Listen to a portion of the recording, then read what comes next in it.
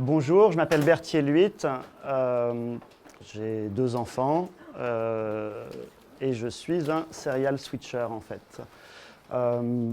J'ai créé en 2012 une société qui s'appelle le Fab Shop qui est spécialisée en impression 3D et en fabrication numérique. Et en fait, moi j'ai switché très tôt puisque j'ai switché après le baccalauréat. Mes parents souhaitaient que je fasse des études classiques, une prépa, une fac, une école de journalisme. Et le deal était, fais des études et puis on te paiera une chambre de bonne et puis tu travailleras un peu et puis tu feras... Et en fait, moi ça me terrorisait parce que j'avais aucune idée de ce que je voulais faire. En fait, ce que je voulais faire, personne ne comprenait. Je voulais être artiste digital, je voulais faire de la 3D. Je voulais travailler pour George Lucas qui tournait à l'époque Jurassic Park. Et à l'époque, pour mémoire, les ordinateurs, ils étaient monochromes. Il n'y avait pas d'internet, pas de Wi-Fi, pas d'USB, il n'y avait même pas de lecteur de CD-ROM qui depuis ont disparu. Donc voilà, j'ai eu la chance. Mes parents m'ont proposé un deal, fais des études ou débrouille-toi. Donc je me suis débrouillé et je suis d'abord parti à New York quelques semaines après mon bac où j'ai passé un semestre. Et à mon retour, j'ai cherché un endroit où travailler, avoir accès à un ordinateur couleur. Et avec des logiciels d'image. Et j'ai trouvé un job dans une imprimerie. J'étais photograveur. J'ai eu le premier graveur de CD de France, une machine grande comme ça. Et les gens faisaient la queue pour venir voir la machine au bureau, c'était assez drôle. Et puis une des choses que je faisais beaucoup au bureau, c'est que je faisais des flyers pour des gens qui organisaient des soirées. Et puis j'ai commencé à sortir le week-end et j'ai commencé à organiser des soirées avec eux. Puis j'ai rencontré un DJ qui est venu avec une maquette. Il m'a dit ouais, j'ai enregistré ça, j'aimerais bien faire un disque. Je dis ok. Avec un pote, on a monté un label et on a sorti son premier vinyle. Le label existe toujours, on sort beaucoup moins de disques, mais c'est une autre histoire. Et donc j'ai quitté l'imprimerie, j'ai commencé à travailler dans la musique avec mon pote Alex. Et puis en 97, quand Daft Punk a sorti son album chez Virgin, soudainement toutes les maisons de disques ont cherché des spécialistes de la musique électronique. Et j'étais embauché chez Warner, où j'étais directeur artistique pour la musique électronique jusque 2001. Est arrivé le MP3 au milieu, ce qui a quand même pas mal perturbé les opérations. Je me suis mis à mon compte comme agent indépendant pour m'occuper de labels et d'artistes. Et puis en 2001, on a préparé une grande tournée avec des artistes américains pour le mois d'octobre 2001.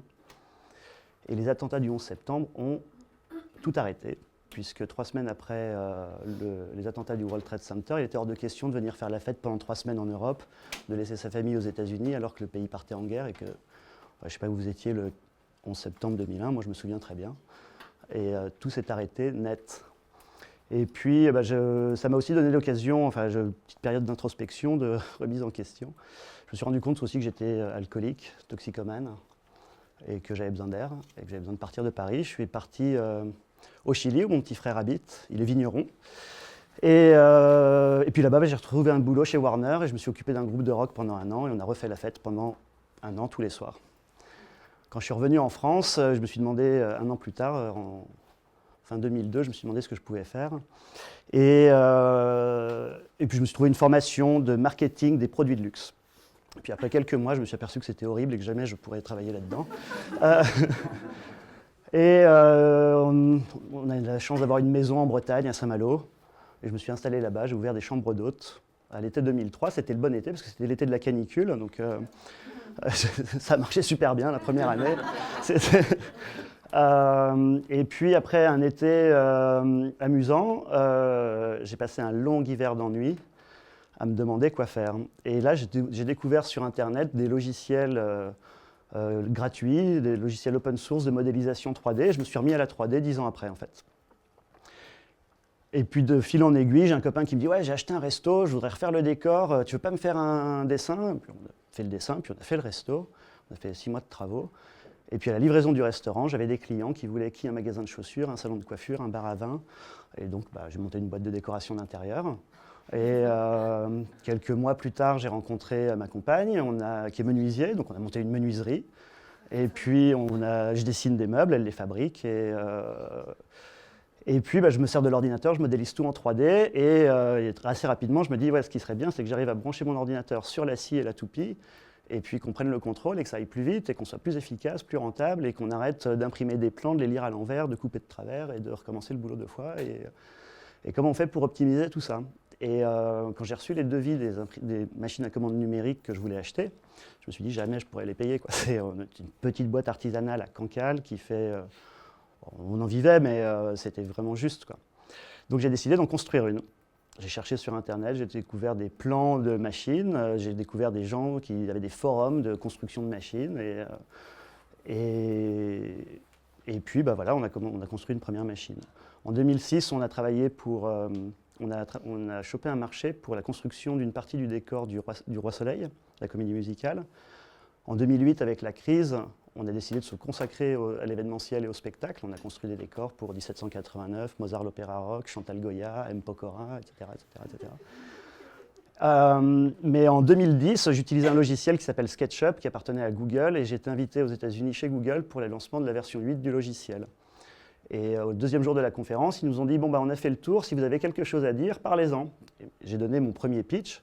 Je sais qu'il y a quelqu'un qui aujourd'hui donne son premier pitch. Sur la modélisation 3D pour la fabrication numérique. Je suis rentré en France. Google France m'a proposé de travailler sur la modélisation du château de Versailles en 3D. J'ai passé 1 an à faire le modèle 3D de Versailles pour Google Earth. Ça m'a donné l'occasion d'aller aux États-Unis. J'ai découvert ce qu'on appelle le Maker Movement. J'ai découvert Maker Faire, un mouvement de technologie optimiste, bienveillant, de gens curieux, de gens intéressants. Et ça m'a passionné. Et tout ce que j'imaginais depuis ma petite fenêtre à Cancale, en regardant sur Internet ce qui se passait ailleurs dans le monde, et les idées de fabrication distribuée, de fabrication à la demande, tout ça était possible et les gens le faisaient déjà aux États-Unis. Je suis rentré en France et j'ai écrit le Fab Shop, l'idée d'un atelier de fabrication numérique, d'artisanat digital, qui utilise les technologies de fabrication modernes pour créer du contenu pour nous et pour les autres. Et puis j'ai aussi décidé d'apporter en France l'événement qui s'appelle Maker Faire, qui depuis 2015 est le plus grand événement de technologie de France, puisque l'année dernière on a reçu 35 000 visiteurs à Foire de Paris. Voilà, cette année c'est le 30 avril et le 1er mai, je ne me souviens plus des dates l'année dernière, le 2 et le 3 mai je crois. Cette année c'est le 30 avril, 1er mai, vous êtes tous les bienvenus. Cette année on organise 10 Maker Faire en France, on aura plus de 100 000 visiteurs. Voilà. Parallèlement, le Fab Shop, après une année record en 2014, avec près de 2,7 millions de chiffre d'affaires, on a quand même essuyé 800 000 € de pertes, ce qui a beaucoup affaibli la société. En 2015, on n'a pas réussi à se refinancer. Et depuis 6 mois, je gère un plan de redressement judiciaire, un plan social, des négociations avec des gens relous, souvent. S'il y a d'ailleurs un truc à disrupter, c'est le redressement judiciaire, pour ceux qui cherchent une idée entrepreneuriale. Voilà. Voilà, donc on se bat. J'ai aussi, mais néanmoins, ces dernières années, j'ai recruté une équipe. Moi, je suis passé d'une petite entreprise artisanale à Cancale à dirigeant d'une start-up. L'année dernière, on était 23, il y a 1 an à peu près. Aujourd'hui, on est 12. Tous les challenges qu'on a relevés, on s'est lancé avec une idée à laquelle personne ne comprenait rien. L'impression 3D, il y a 4 ans, j'aurais proposé d'aller passer des vacances sur Mars à mon banquier, c'était pareil, quoi.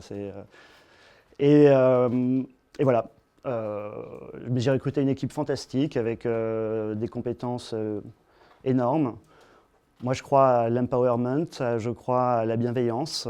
Je sais qu'on ne fait rien tout seul et rien sans les autres.